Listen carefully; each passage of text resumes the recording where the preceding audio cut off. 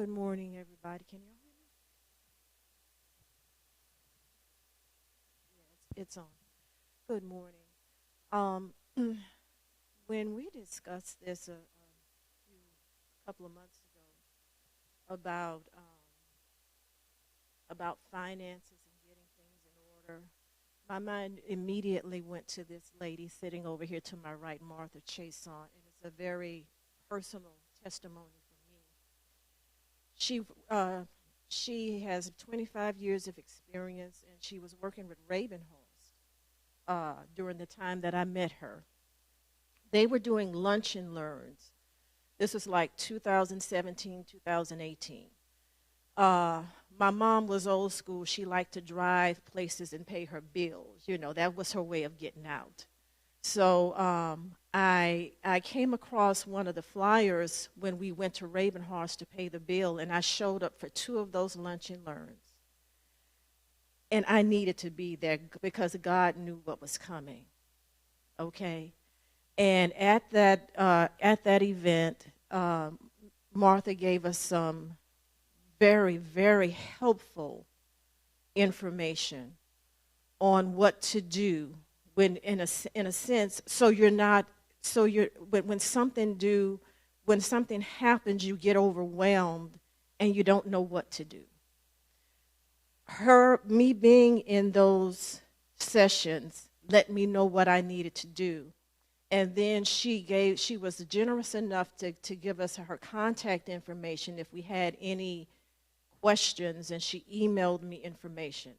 So that Saturday morning in March, actually 4 years ago, in 2019, we went to bed like there was any other Saturday night, but early, very early Sunday morning, I awoke to a noise in the kitchen I hadn't heard before, and I went in there to find my mother on the floor saying the words in that commercial, "I've fallen and I can't get up."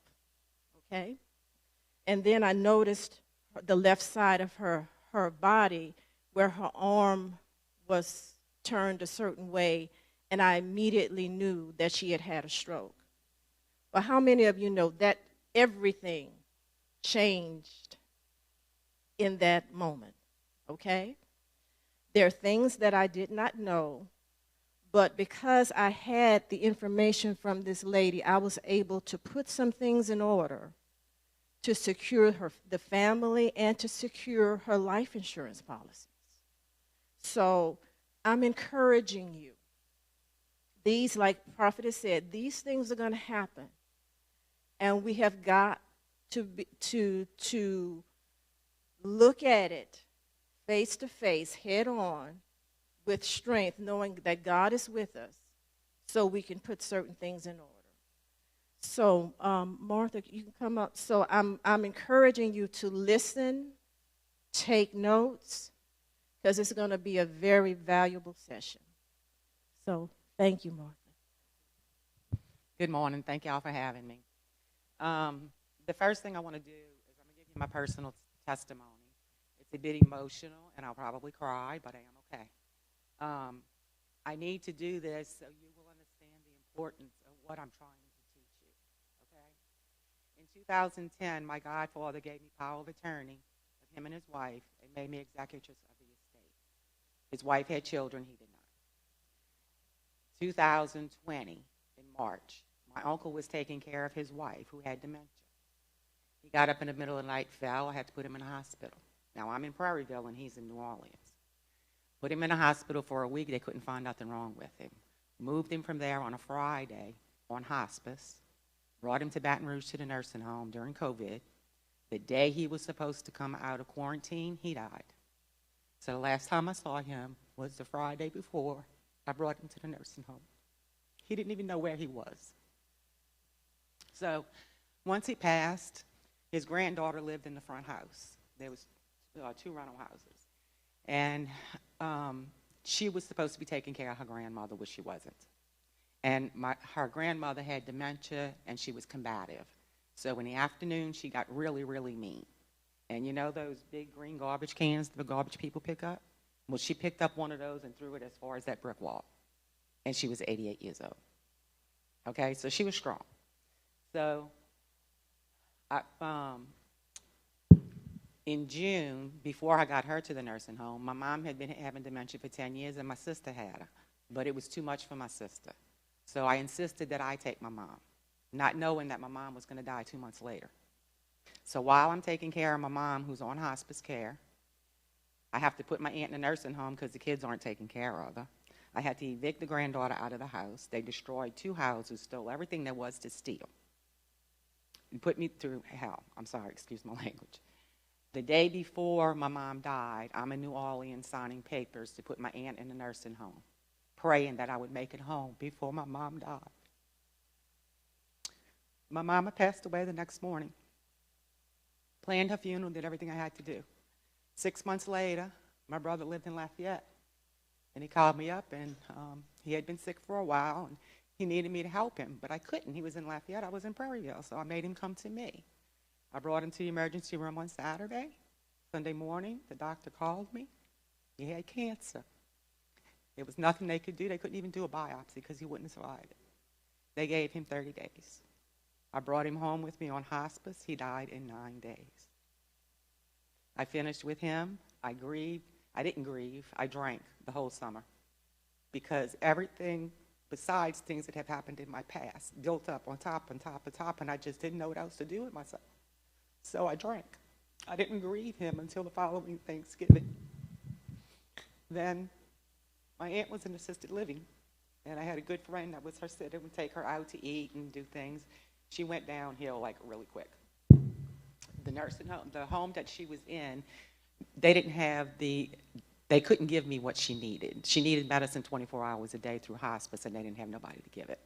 I couldn't find a nursing home to take her because she was combative, and she had money. She was self-pay. If the Sunrise in Baton Rouge had not accepted her, she'd have ended up in state custody in a mental hospital in Shreveport, and there would have been nothing I could have done about it. She passed away December 28th.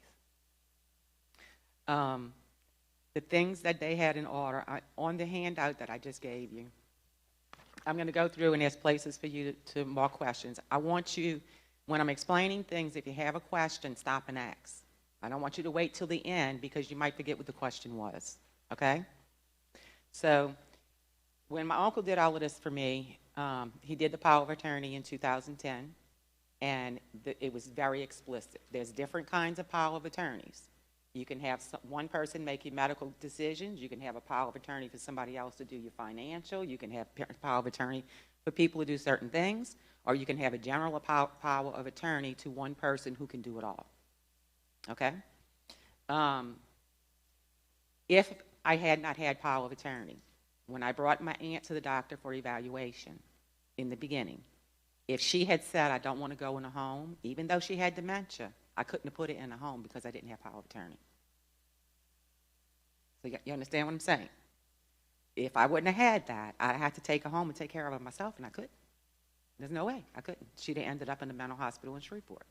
If you get dementia, go in a coma, have brain damage or whatever to where you can't take care of yourself, nobody can help you. Nobody can stop them from putting you on life support. Nobody can stop them from giving you the medication. They can't make you medical decisions. They can't do anything for you without a power of attorney. It can happen. And look, I know that it's not going to happen to everybody the way it happened to me. But to bury 4 people and take care of 4 people, sign papers for 4 people to put them on hospice was a lot. And to do it for one person is a lot. Don't put off what you could do for your family today, because you don't know what condition or what's going to be going on in their life at your time. People will tell me all the time, I took care of my kids all their life. They can at least pay for my funeral. They can plan my funeral. Okay, that's fine. If I didn't have all that other stuff going on and I had to plan 4 funerals, I'd have did fine. But that's not the only thing I had going on. Your son-in-law, your daughter-in-law might have a husband who has a troubled family. She might need to help them. And then she's doing you too, and it just piles up. It makes a person sick. It's not necessary. It's really not necessary. A do not resuscitate order. That means that if my heart stops beating, I don't want you to bring me back, okay? It's not something you want to sign way in advance, because you could be in a car accident and, go into shock and them not resuscitate you because you have a do not resuscitate order, but you could have had a normal life.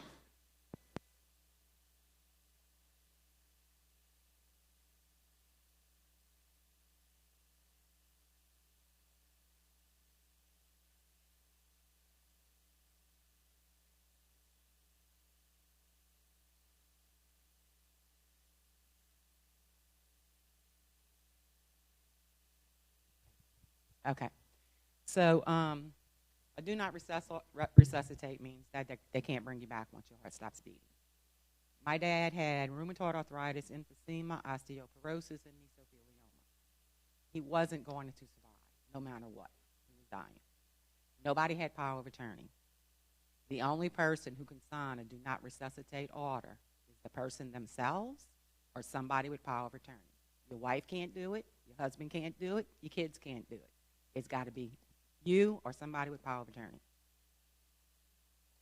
If my dad had not, he had what they call terminal anxiety, which I just found out there was a name for it. But 2 weeks before he died, he was a crazy person. He walked around the hospital room naked. He was pushing on my mama. He tried to get out in the hall to pee. I mean, it was just one thing after another. He had one lucid day. And thank God he did, because he was able to sign that order. If he wouldn't have had that one day, they'd have had to keep resuscitating him, and it would have been horrible for him. It was unnecessary. Okay? Sorry.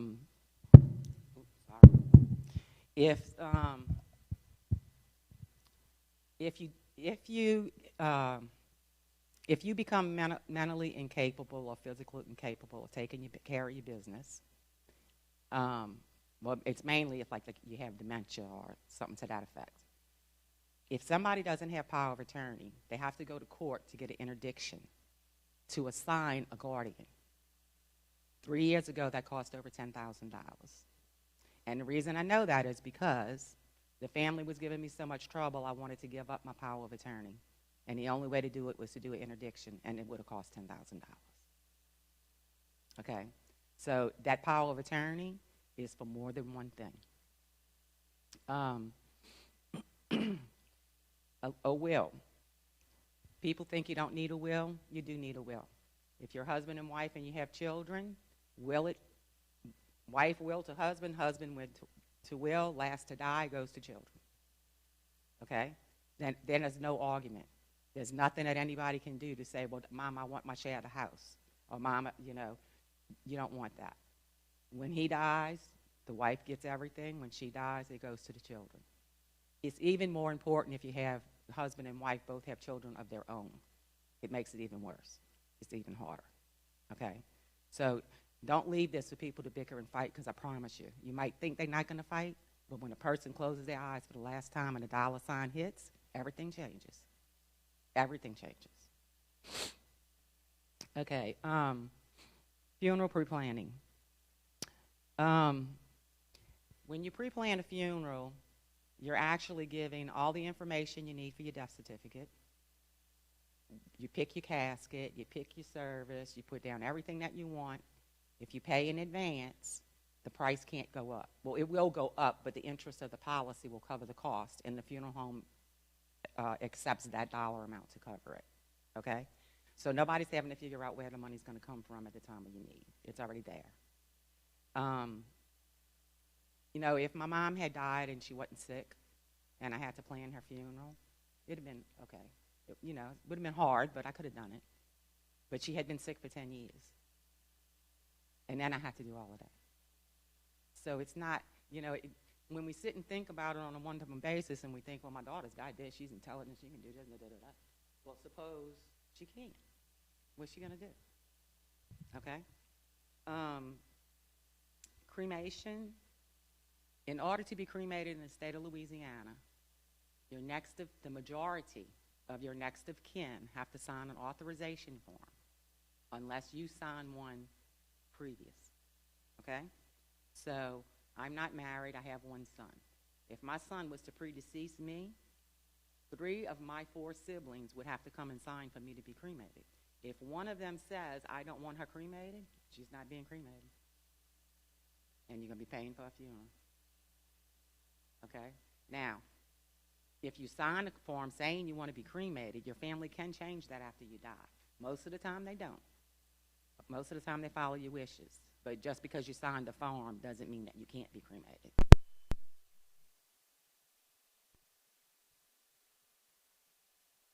Okay, Medicaid.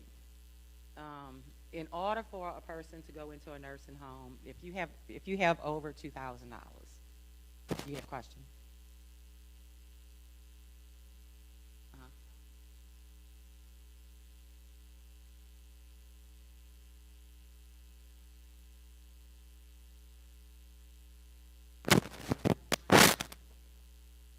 Right. Um, yes. Um, about 10 years ago, I met with a lady. She was in the hospital when her brother died, and I was doing her pre-arrangements. Her brother worked out of town, and before she got out of the hospital, they cremated him, so she never got the opportunity to see him. She didn't realize, she just kept waiting for him to come home. You know, she got out of the hospital, she kept waiting for him to come home. A year later, her uncle died. When she went to her uncle's funeral, that's when she realized she had really lost her brother. He wasn't coming back. And it was because she didn't get to see him. People need closure. And if you don't want to do a full visitation and a casket for the public, at least have something to where they can go view you without buying a casket and everything. Funeral homes will do that. They're going to charge you for it, but they'll do it. To where you can go see them before they're cremated to bring you closure. Some people don't do it, need it, but most people do. Okay? Do you have any questions about anything else so far?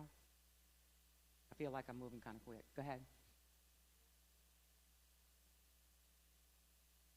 Well, the first thing you need to do is decide who you want to have power of attorney, and you have to decide what you want in that power of attorney. So there is no general form. You could get a general power of attorney form off the internet, okay? But if you want specific things, then you would have to do it, you know, like with the notary I was talking about or something like that. So a power of attorney can be as explicit or as regulatory as you want it to be. It was, my uncle had me, and then if I couldn't do it, his other nephew from his wife's side was next in line. So if something happened to me and I couldn't do it, then he would have been able to do it. And that's the best way, because if you put one person and something happens to that one person, then there is nobody to do it. Okay? So it's better to put two. Yeah, sure.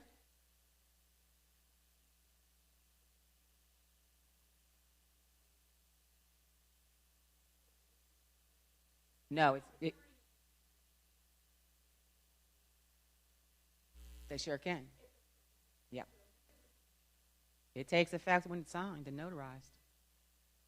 Takes effect.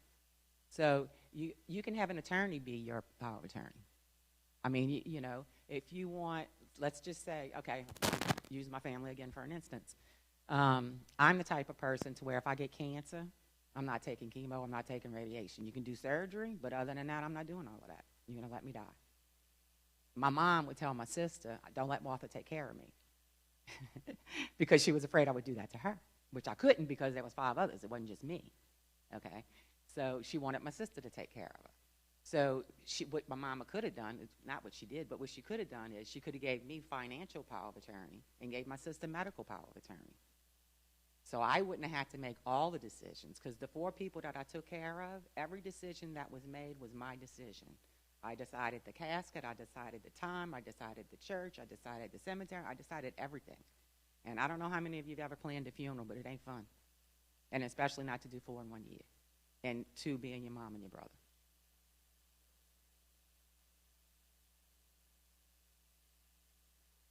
Okay.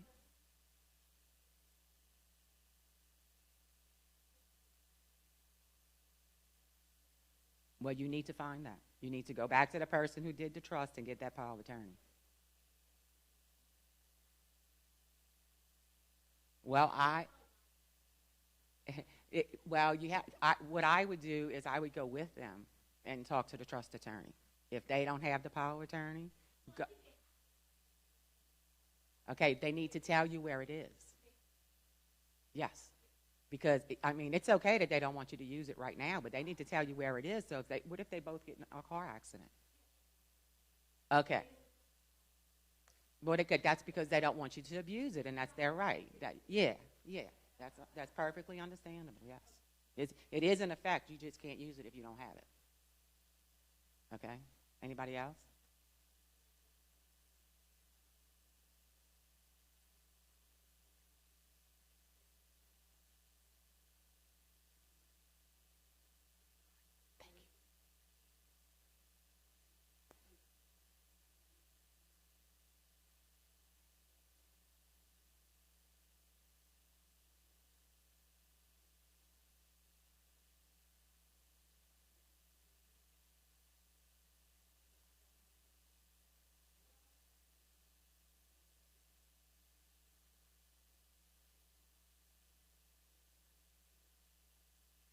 Mm-hmm. Right. It's undue stress on your family members. I mean, I could sit here and cry a river right now. That's how bad it is. And, I mean, I have other issues along with that.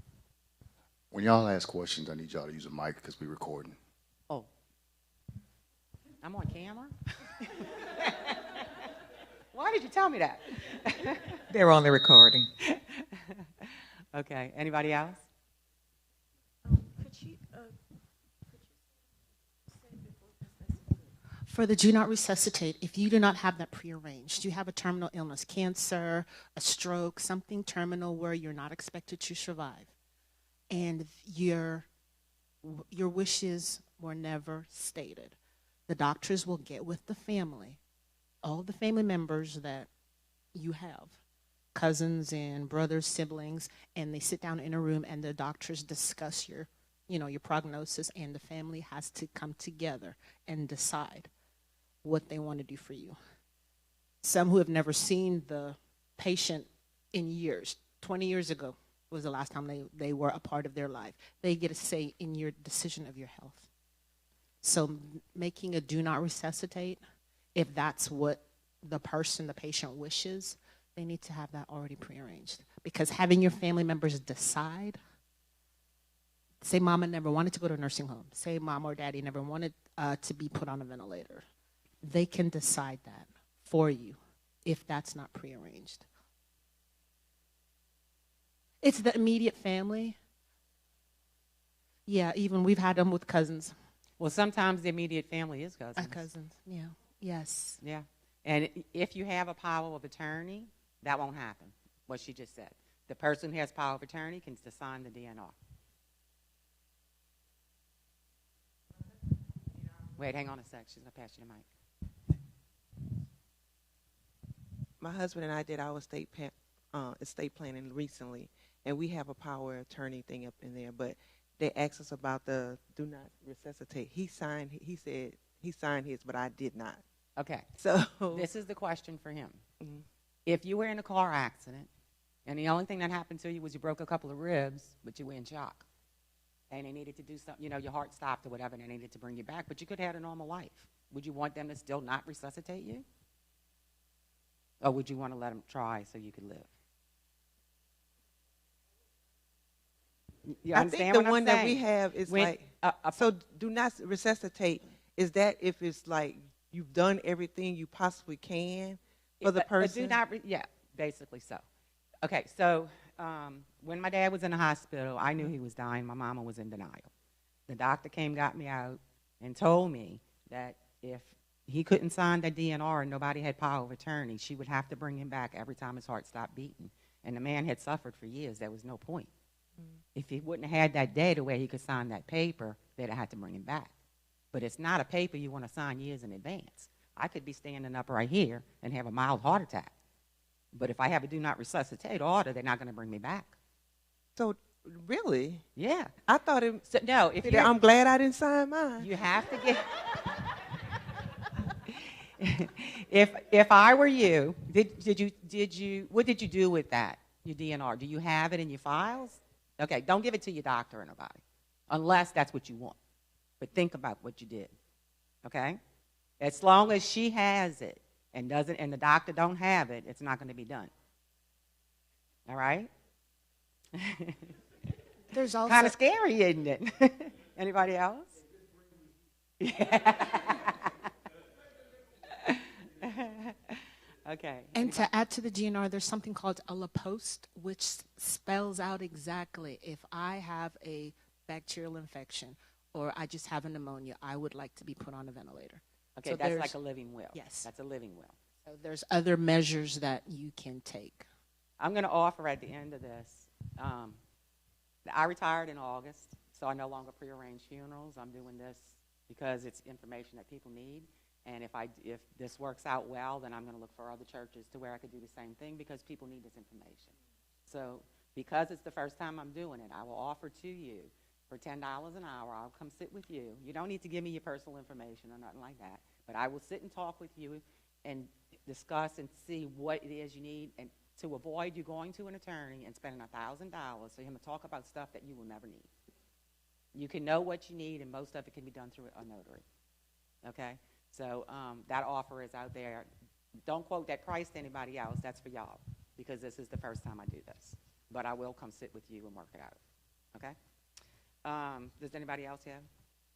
And I just want to say, I work at a nursing home, so you need to, the person have to have their faculties and be able to give you power of attorney. A lot of our families wait until it gets to a point where they don't even recognize them. And if they don't say it's okay, they can't do anything about it. We can't let them make decisions.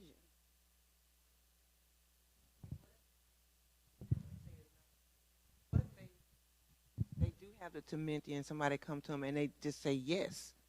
Is that legal?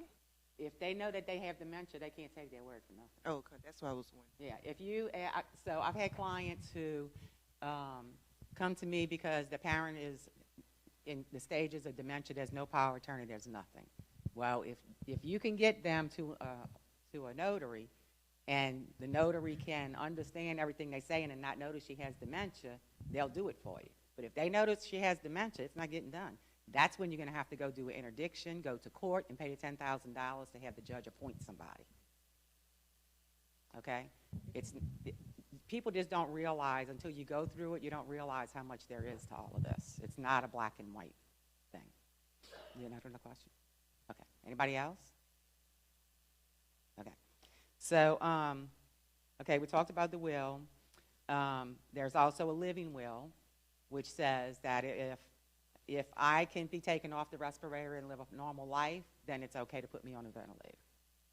If I can't, then I don't want that. But you specifically say what you want, just like what she was explaining a minute ago. That's a living will. That you do in advance. Okay?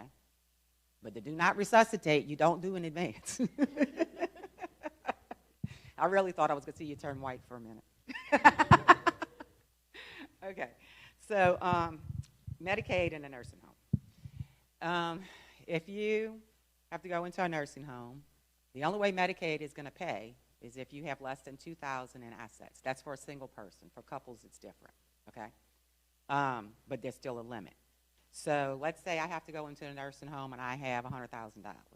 My son is going to have to take that money and pay the nursing home until it gets down to $2,000 before I can go on Medicaid and Medicaid pay for it, okay? When they go into the nursing home, you have 5 years. So like today, if today I was to go to attorney or whatever and put my house in my son's name, and in less than 5 years, I have to go on Medicaid, Medicaid can go back to him and get that house back. Okay? Okay. Say that again. Yes. All right. So Medicaid has a 5-year look-back period. All right? So let's say I went into the nursing home, and 4 years down the road, I'm out of money. I need to go on Medicaid. And I had already put my house in my son's name 3 years ago. All right? So when it's time for me to go to Medicaid, Medicaid's going to look back at my property and everything, and they're going to see that I turned it over to my son. They're going back and take it from me. They got 5 years to go back and take whatever you gave away. Okay? The only way to avoid keeping what you have is by doing a trust through an estate attorney. But understand that if you do an irrevocable trust, if you need money, you got to go ask whoever you put in charge of that trust for the money. You can't just go get it. Okay? And the purpose people do that is to protect the funds so that the family will have it. Is it right? Is it wrong? That's a decision you have to make. But it's hiding funds is what it is. The only legal things that you can spend money down on are things for the person themselves. You can pay for their funeral plan. You can pay for their cemetery property. You can pay for the inscription on the grave, the headstone. You can pay all that in advance and not have a worry about it. Any life insurance policy under $10,000, they won't touch. But if you have a life insurance policy that has more than a $10,000 cash value, they got to cash it in and use that money before Medicaid goes into effect. Questions?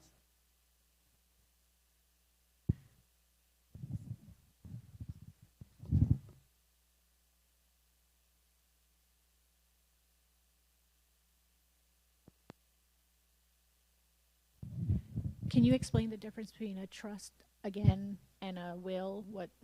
Okay. Not dealing with the nursing home, just in Right, general. just in general, Yes. yes. Okay. A will is what happens after you pass. Can't do anything with a will before a person dies. What was the other question? I'm sorry. The difference between having a will and why some people decide to have a trust instead, or okay. have both. Okay. Yes. The Not will, the trust is to protect your funds from Medicaid. That's what the trust is all about. Because once it's in a trust for 5 years, the state can't touch that money. If it's in your checking account or your savings account, they can make your family spend it on your nursing home care before Medicaid kicks in. Does that answer your question?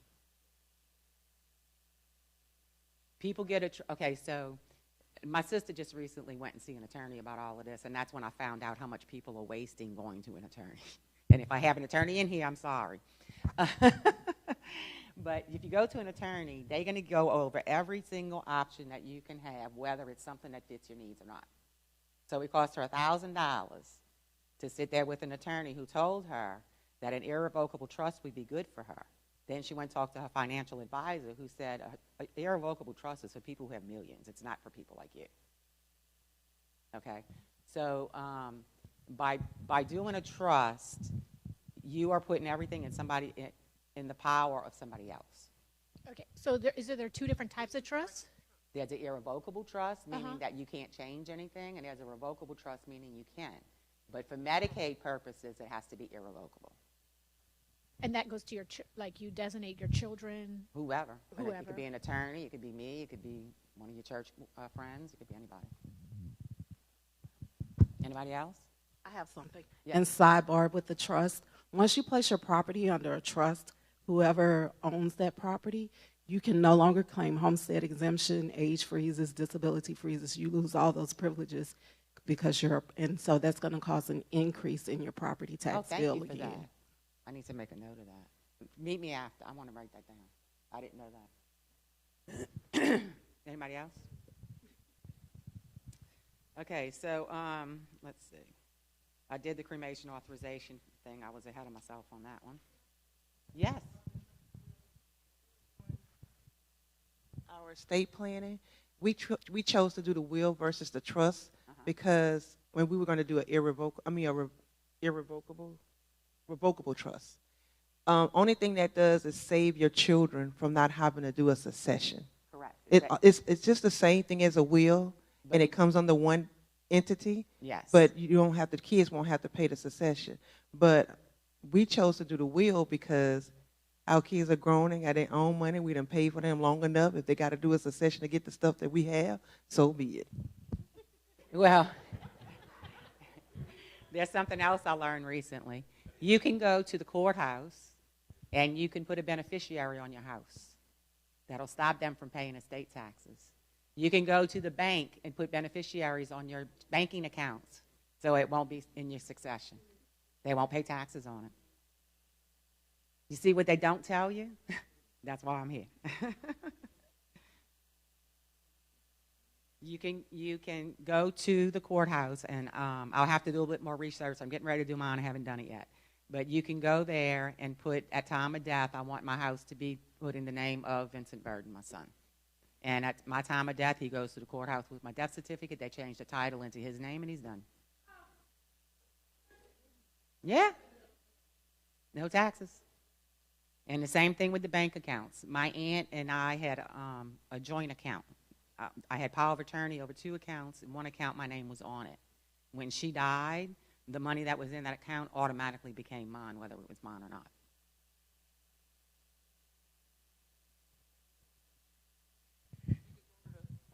Courthouse a list of beneficiaries, but what if, like, say, I pass before my husband, and I go and put our sons as our beneficiary? No. How does? Okay, so for a couple, you wouldn't have to do it. You have a will, so you wouldn't have to do it for you and him. But when the second passes, so like if he predeceases you, you can go to the courthouse and put your son's name. But when you do a will, you're willing it to each other. Okay? So, I only have one child. So, and I don't have a husband. So, it's not that difficult for me. But it is when you have more, It's something that you need to sit and discuss and talk about to make sure that it's the right thing for you.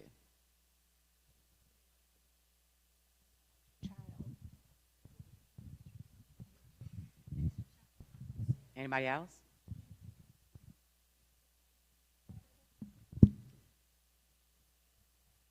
I'm not sure yet because I haven't done it, but I am planning on it. Let me get me a hang on.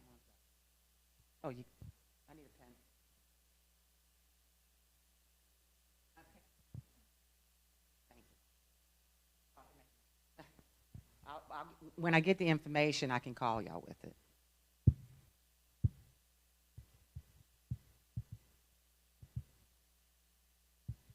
Okay. So,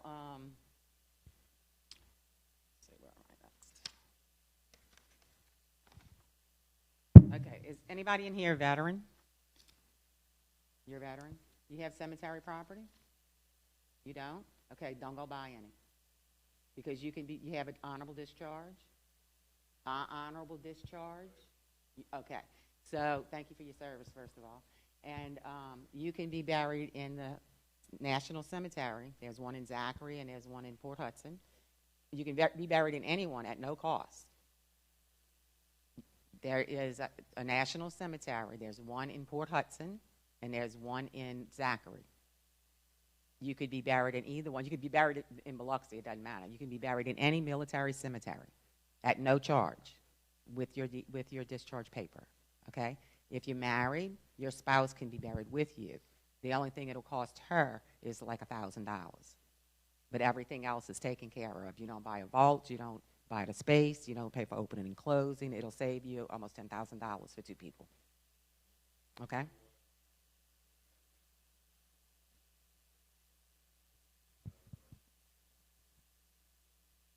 Wait. You're going to have to start over because I couldn't hear you. I said I have life insurance. It comes out, the premium come out of my VA check, disability check I get for life insurance for funeral service. Okay. Or whatever. The life insurance, because they're not paying for your funeral itself. Right. They're paying for the cemetery. That life insurance is still good to pay your funeral. Right. But they're going to have money left because they don't need to buy cemetery. Right. That's what I was going to ask you. Yeah. Because it goes to my wife, and then after that, my sons. I got 2 sons. It goes to them next. Right. If she passed. Right. Okay. But she can be buried with you. Okay. And I just recently destroyed all the forms I had for all of this stuff because I didn't think I would be ever doing it again. But thanks to Deidre, here I am. I put on the handout that I gave you. There's a site for the VA benefits. You can go on there, and there's a form to pre-authorize. Even though you're not pre-authorized to be buried there, you can still be buried there. They just have to let the funeral director know when you go to the funeral. Where is it at? On the second page where it says VA benefits at the top, just go to www.va.gov. Oh, yeah. And that's going to tell, there's all kind of information. Just do a search on that site for burial benefits. Okay? And it has a pre-authorization form. You fill it out, mail one for you, one for your wife. And then they're going to send you a letter back saying you've been accepted. Right. Even if you don't have that, you can still be buried there at the time. Right. It doesn't have to be pre-done. Okay. Okay? Yes. If you have an honorable discharge from the military, no matter what branch, you can be buried in a national cemetery at no charge. Your spouse can be buried with you for a charge of around $1,000, which I think is just to pay for the burial vote. But everything for your cemetery is paid. Doesn't cost a dime. So if you don't have cemetery property and you're a veteran, don't go buy any. Go to that because it's expensive. It's expensive, and a lot of people don't know that. If you don't go to the national cemetery and you do a private cemetery or whatever, they will give you, well, anybody who has an honorable discharge is entitled to a flag. If you're being buried in ground at another cemetery, they give you a bronze marker. And if you're in a mausoleum, they give you a bronze medallion to put on the mausoleum face. Okay? But that's all they pay for. That if you have a higher rank, depending on your rank, if you have a higher rank, like you were a general or something like that, there's other benefits for you. I don't know what rank you had, and I don't know where it starts going up, but that does make a difference with your rank. Okay. Anybody else?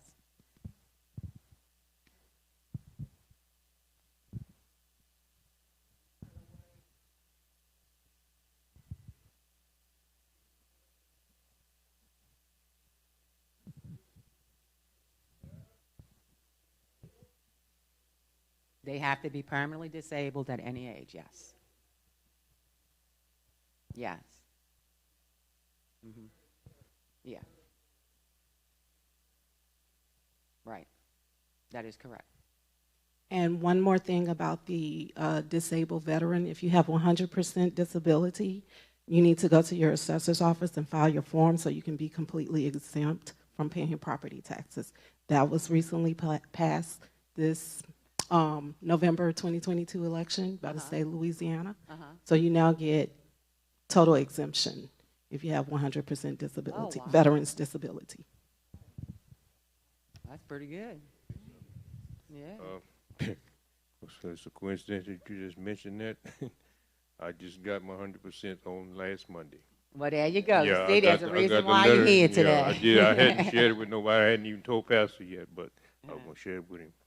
I went from 90 from 70 to 90 in October after 9 years, and then just about 5 months later, on Monday, I got a deposit in my bank account for back pay, and I got the letter on me. I was going to show it to Pastor at the church. Awesome. 100%. Yeah. You know that you can get free internet too, and there's some other things too that you get free for that. I don't have a whole list of them. Yeah. Yeah. Anybody else? Okay, the next thing I'm going to talk about is organ donation. You need something? I didn't know if you needed me to wait. Yeah, you okay? Okay. All right. So organ donation is your heart, your eyes, a lung, a kidney. That's an organ donation. You can donate an organ and still have a regular funeral, be involved, do the whole thing, doesn't matter. Okay, those organs are going to be removed before the funeral home ever gets you. No. We talk about something different. It's not that form. Oh, okay. Oh, okay. Okay. Can you tell me why? I'm just curious. Yeah, I'm serious. No, I'm not going to stop nobody. I ain't going to tell nobody that. Oh, I really want to hear that, so tell me after. It might be something I could use, you know. She said no. See my daughter sitting over there? Right here. A heart and liver transplant. Good for you. She's 10 years old. Wow. St. Luke Episcopal Hospital in Houston, Texas. Well, that's amazing. So we just want to make sure now you understand some stuff. Test, okay. test, she's alive because somebody did it. And I'm a mama who will tell anybody. They had 8 organs that were perfectly healthy, and she could have had all 8 of them if she needed them. But she only needed 2. Amen. And the God I serve, hey, my baby 10 years old. That's awesome. That's awesome. Okay. The next thing is a whole body donation, which is totally different than an organ donation. If you want to donate your body to science so that they can use it for research to develop other medicines or treatments for diseases and different things like that, you can donate your whole body. Okay? Anybody in here interested in that? Nobody thought about that? Okay. I'm going to tell you about it anyway, just for in case you talk to somebody that mentions that, because in order to donate your body, you have to fill out a form at least 6 months before death, send it in, and get an acceptance letter before they will accept your body. It's not something you can do at time of death. May I ask you a question? Yes. Is there an age limit on donations? No, ma'am. Okay. The restriction, you can fill out the form and be accepted now, okay? But when you die, if you're obese, if your body's mangled from an accident, if you already had an autopsy, or if you've been embalmed, or if you have an infectious disease, they can turn you away. Okay. So if you plan on donating your body, you still need a funeral plan because you don't know in the end if they're going to take you or not. On my driver's license, I had the heart, and I got my driver's license for 6 years, and I'm beginning to wonder, should I take it off now? To donate your heart? Yeah. Well, you're not going to need it, right? Somebody else can use it. Is your heart good? It's good. Yeah. Well, it's a personal choice. Yes. When you close your eyes, are you going to know what's going on when you close your eyes for the last time? Everything was good. It's a personal choice, baby. That's all. I know it is at this point. Yeah, it's a personal choice, and evidence right there what that does. And I know another man myself who had a heart transplant. This happens to a few people. So, yes. Can I clarify? There is an age limit for organ donation, and you have to be basically healthy but die from an accident. So it's not the sickly. Oh, I didn't know that. Yeah, so basically you have to be healthy. You get pre-screened, and so it's not just anybody that dies because you signed your driver's license like the movies show, or some foreign place where they kidnap you and take your organs. There's nothing like that. Okay. So you do get pre-screened, even though you have it on your driver's license. And you may select, yes, I want to be an organ donor, but you don't qualify. So if she went to the hospital and she was dying or deceased, and the heart was still good, they could take it if the heart is still in good condition. Yes. If it's not in good condition, they're not going to take it. Can't. That's what she's saying. Okay? If you decide, well, like I think I said that part already, if they can't accept you, then you do need a funeral plan because somebody is going to either have to cremate you or bury you, one way or the other. Okay? Any questions? Is there any subject that I didn't cover that you might have a question about? Yes. If you have if your body is donated, and after you die, your family members only have 24 hours to be able to see you before they take your body. There is no funeral, there's no visitation, there's no going to the funeral home. You go straight to the school. That's correct. So if you make that decision, that is something that you have to consider. You have to consider that they may not, even though you get an acceptance letter, at your time of death, you don't know what condition your body's going to be in, and they can turn you down. If they turn you down, then your family has to plan a funeral or a cremation, and it has to be paid for. So you really need, if you're going to donate, you really need to plan a funeral anyway, because if not, your family's going to be in a bond. Yes? So when you say donate your body, you mean donate your body for science, and then they return the body after they're done using it? They don't return the body. They cremate the body and return the ashes within 2 years, and usually in the mail.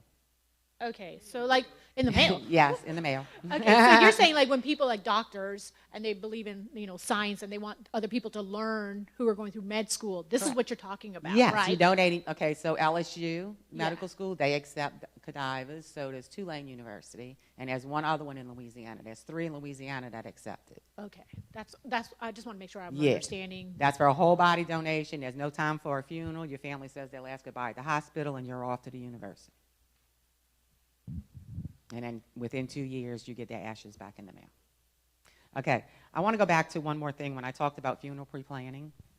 There is a lot of funeral homes that you think are family funeral homes, but have actually been bought by corporations. Okay? I'm just making a recommendation. I don't want to talk bad about nobody. I was in the funeral industry for 25 years. Your best bet is to find a funeral home that is family owned. It's going to cost you a lot less, and they're not going to try and sell you things you don't need. Because I could tell you right now, the reason why I don't work where I was working is because of what they wanted me to do. Okay?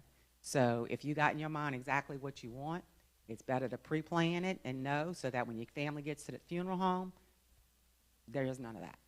And any funeral home you go to that has a legacy sign or a dignity memorial sign, that's a corporation. I mean, even I think it's Urso Funeral Home around here. They're even dignity. Ma'am? The whole thing?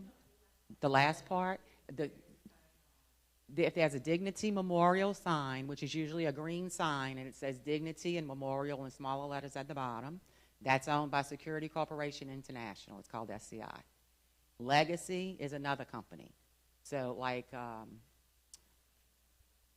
what is the other one? There's Ravenhurst and is it Lake Lawn on Florida Boulevard? I don't know, there's another one, but that one is Legacy, and that's a corporation also. So I have 2 funeral homes that I could recommend to you that are personal friends of mine. You don't have to take the information if you don't want to. I'll give you both names. You can do your research, and I promise you it's going to cost you half of what it would cost you at one of these corporations. So if you're interested in that, I can connect you, with that. I'm just trying to give information that I learned through what I've been through and through my experience at work and talking to other families, because I've only tipped the iceberg of what I told you. There's a lot more. There's a lot more. Yes, it's LNUs, L, initial L, N as in Nancy, Hughes, Huges. She's in Ponchatoula, but I'm going to explain something about that in a minute. And the other one is Patrick Sanders Funeral Service. And he is in LaPlace. Because I work with. No, I'm saying, you're saying the better option is to go through a family-owned funeral home, but how do you know? Do you call and say, are you family-owned, or are you incorporated owned? You can look on their website. A Dignity Memorial Funeral Home is going to have it on their website. And if you also go to About Our Staff, it tells you. You'll be able to figure it out by looking at the website. And if you have a question, give me a call. My phone number's on the page. Okay? Yeah. Right. Okay, so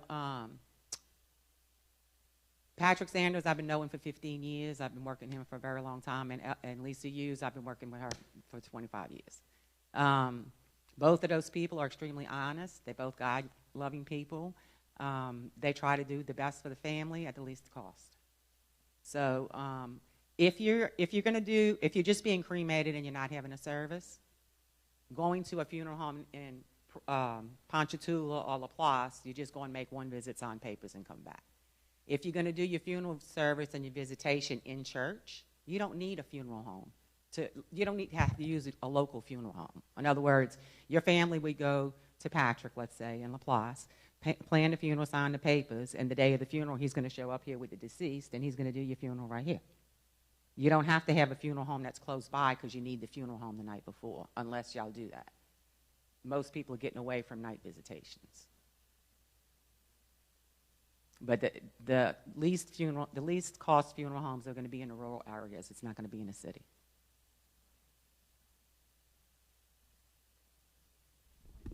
Yes. Can you bypass the funeral home if you have the person cremated, leave their ashes there, and just have a service here at the church with their pictures? So what you're talking about is a direct cremation and the family planning the memorial service, correct? Or the church. The funeral, so this is my advice.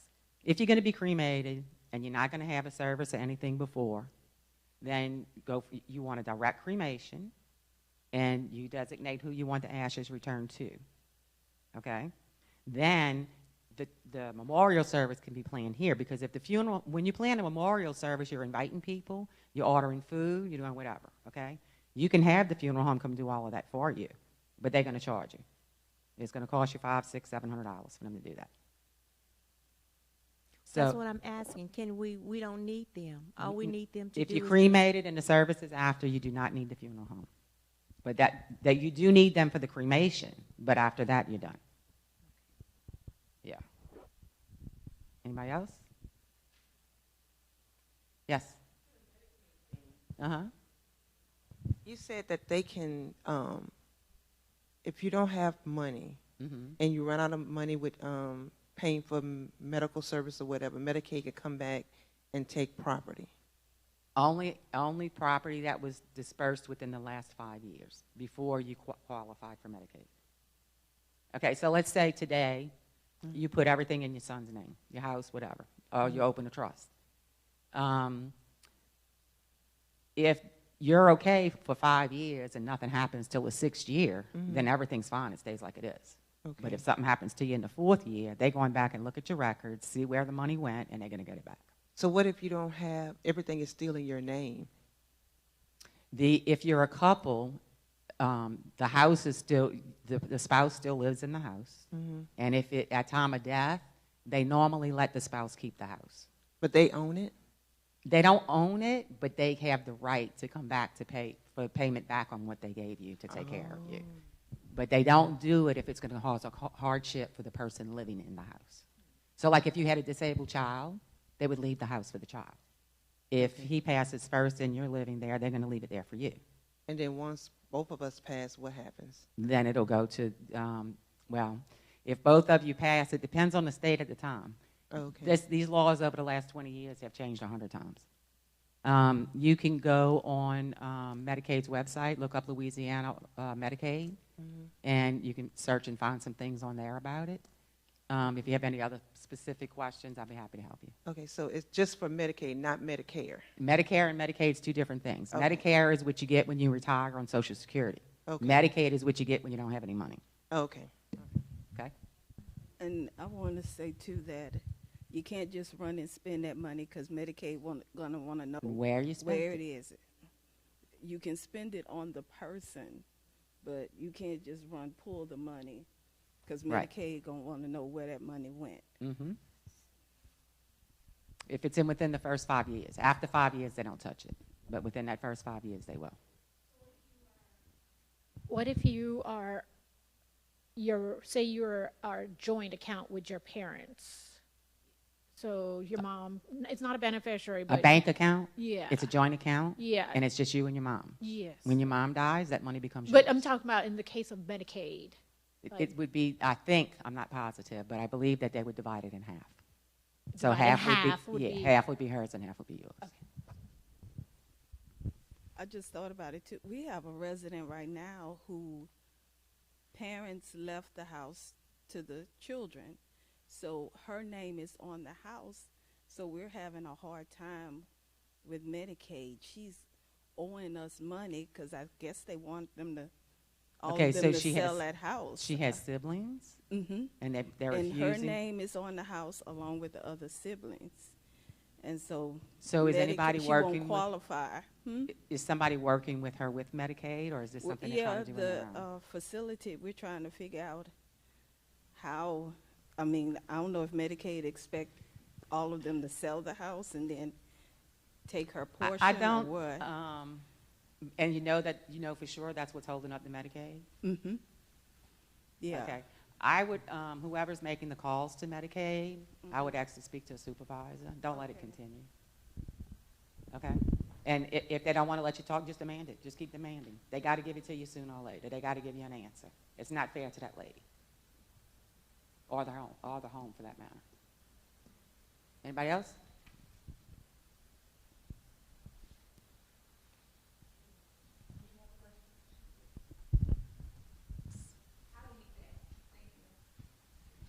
Didn't you record it?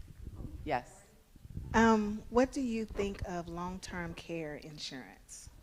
Do you recommend that? Okay. Long-term care insurance is good for people who have money. and I can't tell you how much money, I don't know. My aunt and uncle have long-term care, okay? But they're millionaires. So when you take long-term care, your family has to pay for your care, and it can't be a family member giving the care. It's got to be a registered, certified person caring for you, okay? They will pay for that person's care, but you have to pay for it for a certain number of months before the insurance kicks in. So if you can't afford to pay for the care out of pocket, that insurance is no good to you.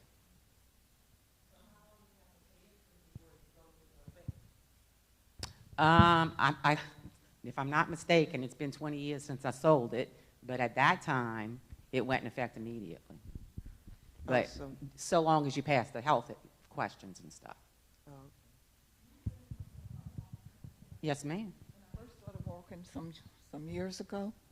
I did the long-term care, and the company that I took it from, of course, the employees, we all had it basically, and we kept paying and we kept paying and we kept paying until the insurance company decided, I'm going to send you your money back, and they did, because nobody got sick, nobody died, and they were just tired. You know, I think you're right. Mm-hmm. I think I remember that if Yes. it's not used, you get your money back. Yeah. I'm not positive. So long-term care has its place, but sometimes it does. But if you don't, if there's no money to take care of you for the first couple of months before they come in, then it's not going to do you any good to have the insurance, because you have to pay those 3 months before they kick in. It's like a deductible. So then, if you're considering, though, a long-term care policy, then you would have to do your research to see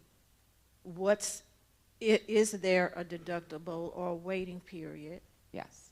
And probably if it goes into effect immediately like anything else, it'll probably be more expensive. Right. Opposed to something that had a delayed effective date. I don't know that they would sell something without a delayed effective date. Gotcha. I don't know that. Anybody who wants to check into something like that, like whoever asked that first question about long-term care, if you want to invite somebody to come tell you about it and you want me to come sit with you, and when they leave, we'll go over it together, I'll be happy to do that. There'll be a charge, but I'll be happy to do that with you. There's so much for y'all to know that you just don't. I mean, like I said, I'm just tipping the iceberg here. There is so much. There is so much. Anybody else? Yes, I wanted to go back to the trust. Okay. If we can do that, just Yes. for clarity. So you stated that with the trust, you can donate your home to your children after, both spouses. A trust is putting all your assets into one account, which is the trust. Right. And then a person is in charge of that trust. If it's an irrevocable trust, you can never change who takes care of the trust. Understand? If it's a revocable trust, then if you decide later on that you want your daughter to do it instead of your son, you can always change it. But if it's irrevocable, you can't. Okay. Okay. And do the children inherit your debt as well? Yes. Okay. Yes. The bills have to be paid out of your estate. Okay. Yeah. That's all I have. Okay. Yes. I'm sorry. With the trust, they inherit your debt, but if it's a will, do they inherit? Well, I'm going to tell you what's happening right now because I'm settling my aunt's estate. Mm-hmm. Okay? In the will, it says that their great-grandson can, the will states that the money goes into a trust. I'm the person handling the trust, and I have the right to keep the money until he turns 40 or until I think he's capable of taking care of the funds himself. Okay? What we're doing instead of that is making the executress open a succession, paying his back child support, and then sending the money because I don't want to talk to him. It was horror once the grandpa died. So if there had been a trust, everything would have automatically went in his name. There was no succession involved. Is that? She said about the debt, inheriting the debt. So well, in the trust, somebody's going to pay the debt. Even if it's in a trust or will? Yeah. Okay, so like when I go to the attorney, I'm saving bills that I got in after my aunt died because I couldn't pay them. I don't have power of attorney anymore. So I had to save those bills, and when I go to her office, bring the bills, and they'll be paid out of his funds before he gets the money. Okay. Anybody else? Is there any topics that you wish I would have covered that I didn't, so I can make notes and add it to my next seminar? Good one. How could I leave that out? I'm a life insurance agent. Yes, ma'am? Oh, she was asking about life insurance? Yes. Okay. So a long time ago, some of the older people may remember, there was a man that would go knock at the door and collect insurance for your mama's burial policy. Okay? Well, I don't know if any of y'all have any of those burial policies, but in that policy it states that it pays for a funeral service, a casket, some of it pays for a horse and buggy. That's how old they are. They're extremely old. In 2007, legislature changed the ruling because at the time that those policies were sold, the funeral home was making a promise to offer those items in that policy. It wasn't the insurance company that made that offer. The funeral home was offering to do it. If it's a $500 policy, they were offering to do it for $500. It's not like that anymore. If funeral homes had to continue to honor those policies, they would all go out of business. You can't do an $8,000 funeral for $500. Okay? So now those policies are only worth face value. So if that's the kind of policy you have, you need more insurance. Okay? Another thing there's a difference between term life and whole life. Term life is only good for a certain number of years. So let's say I take a 10-year term, and when I turn 74, my premiums are going to stay the same for 10 years. But when I turn 74, I can renew it for another term without any medical examination. But my premium's going to go up for that age. So if you have term insurance, by the time you reach your 70s or 80s, you can't afford it anymore. Okay? Term insurance is meant for if you have a spouse and the spouse needs money to live on after you die.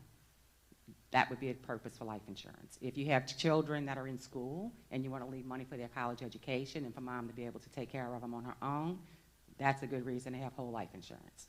But if you, term insurance. Because once they go to school and they finish their college education, it's just you.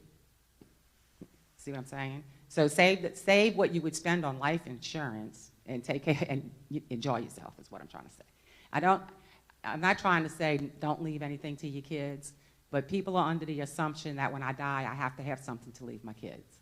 Well, let me tell you, the only reason why I got left something when my mom and daddy died is because my daddy suffered.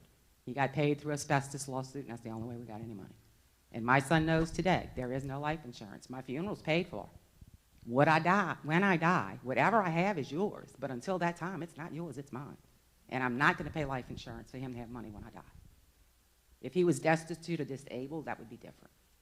But people put themselves in debt to make sure that their kids have money when they die.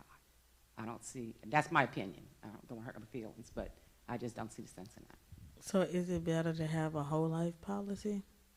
Do you have children? Mm-hmm. You married? One. How old are your kids? He's 3. He's 3 years old? Okay, so if you wanted insurance to just cover until he was out of college, you could do like a 25-year term. But at the end of the your premiums will be cheaper. But at the end of the 25 years, that policy starts over, and you either let it go with no money back, or you increase your premium and pay more. And pay more, yeah. If you have a whole life policy, it's good till the day you die. Okay, so, and the premiums don't go up. And there is a cash value later on in life. If you decide you don't need the policy, you can cash it in and get the cash value, but it's not going to be everything you paid into it. Okay? So term insurance is if there's a debt, like, your house, you pay 30 years. If you don't want to die and leave your husband with a house note, then you want enough life insurance to cover that. So you have a 30-year term, that will pay for your house. When that term is over, the house is paid for, then you don't have that insurance premium anymore. Anything else? That answered your question? Okay, that's fine. Everybody has a different opinion. When it comes down to insurance. Thank you. And the reason, go ahead. An IRA has a beneficiary. So when you take an IRA, you name who you want the money to go to when you die. The reason, because when I look at insurance, you know, like you stated, there's so many different views on term life versus whole life. Even Susie Orman, I think, you know, I've watched her where she says it's best to do the term life because you don't know how long you're going to live. And when I heard you state about your saying that term life or no insurance, don't even bother with it. But when we look at it in culture, you know, in my opinion, we view that as a safety net for our children. I understand that. You know, it may be a little more costly at some point in time, so we do have to make that decision if we're going to do a whole life or a term life.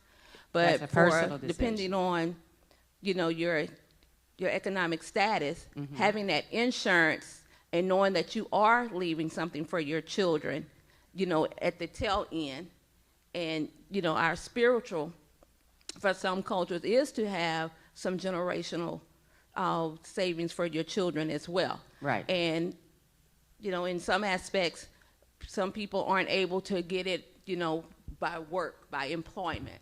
So that's that safety net that some people use. That's another good point. If you're working and you have life insurance, when you leave that job, 99% of the time, that life insurance don't go with you. You need a private policy.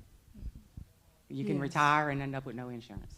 Okay, and in response to what you just said, I'm not saying that what I said is for everybody. It's how I personally feel. And I know people personally who couldn't afford to pay for a $100,000 life insurance policy, but did it because she wanted to make sure her daughter had $100,000 when she died, and she couldn't afford it. If you can afford it, it's one thing. But I'm not going to cut, and this is just me, and maybe it sounds selfish, and if it does, I'm sorry, but I'm not going to live penny to penny so that my son can have money when I die. I don't see, you know, that's my opinion. Everybody has different, every culture is different. The main thing is that you understand the difference between whole life and term life. If you don't understand the difference, make sure you understand it before you buy a policy. And then each situation is different. And that's why I offered to sit with y'all. If you call me and you want to schedule an appointment, I'll come sit with you, $10 an hour. We'll go over everything. I'll make suggestions. I'm not telling you what to do. I'm giving you suggestions. You have to make the final decision. But at least you know what you have to think about. Yes? Wait, she's waiting for the... So what about investing into a Roth IRA or IRA? Any kind of IRA is going to have a beneficiary. So you think it's a good idea to invest into one? Yeah, oh, it's definitely good to have an IRA. Listen, you're talking to some ma'am. Be careful because you can't take it out till a certain time or you be hit with a penalty. Okay. I didn't understand retirement funds when I was working, okay? And I'm not bragging. I didn't make hundreds of thousands of dollars a year. I didn't even make 100 a year. But I made enough to where I should have been able to retire comfortably. And I didn't because I didn't save. I didn't have an IRA. I didn't have a retirement fund. If I had to go do it all over again, I would. I taught my niece to do what I didn't do, and she's going to retire very wealthy because she did everything I told her to do. So which one is best to have a 401k or well, a Roth? if you have a job, you work, do they offer you a 401k at work? Do they give you a match on it? Okay, so it's better to use that 401k. Because they're going to add money besides what you're putting into it. So you're getting more for your money, okay? But if you can't withdraw from it before you're 59 and a half without paying a penalty. Once you turn, now if you do a Roth IRA, you're in a different situation because your taxes are paid first, then it goes in. A 401k, it's pre-taxed. So I inherited my uncle's retirement fund. But I have to pay taxes on that money because it's money that wasn't taxed when he put it in the IRA. So the money I got from him, I have to pay the taxes on. So it's good to get a tax Roth IRA. If you get a Roth IRA, your taxes come out before you put your money in, and so then nobody good. has to worry about taxes. Okay. You can't touch it now. Until you're like 60. You right? can, but you'll pay a penalty. You can, but you'll pay a penalty, and it's a big one. It's a big penalty. All right, so I do have something to add. So with to say, should I get a 401k or a Roth, IRA are two different questions, right? Because a 401k actually has, I think now it's like $20,000 a year you can contribute to a 401k, like through your job. I think it's 24, but you're right. Yes, and then the Roth, it's like $6,000 or $7,000 a year that you can contribute through like your own personal Roth IRA. So when you talk about the two, you can have them both, right? You can have a private Roth, you can have a 401k, going to two separate things, right? But if you have a job that offers a 401k, absolutely the 401k is better because you can put more money into it, right? And then as far as taxable or non-taxable, a 401k actually can go both ways. You can get a Roth 401k or you can get a traditional 401k, right? So therefore, if you get a Roth 401k, that means they'll just tax your money before they put it in, and then everything that you pull out when you retire is going to be tax-free. And then if you get a traditional 401k, they're going to, it's going to be a tax benefit. It won't be taxed when they put it in, so it'll be like taken off your overall income for the year, but then they'll tax it when you take it out.